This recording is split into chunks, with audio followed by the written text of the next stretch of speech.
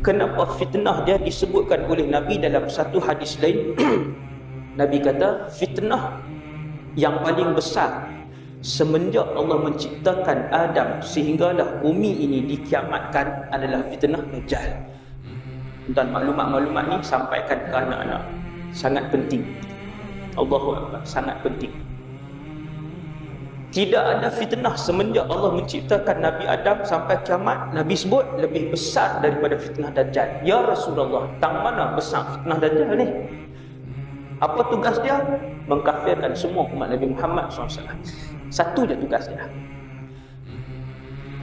Tang mana pun dia pergi satu hari nanti, bila dia keluar, dan dia pasti keluar dengan izin Allah. Kerja dia ialah untuk memaksa orang mengaku bahawa ana rabbul alamin, aku adalah Tuhan sekalian alam. Besar tak fitnah dia? Besar. Besarnya fitnah dia Dajjal ini ialah apabila dia membawa kita semua daripada memiliki saki-baki iman, boleh masuk syurga lagi, keluar terus daripada tu dan duduk neraka selama-lamanya. Dan betapa ramainya manusia yang akan ikut dia satu hari nanti.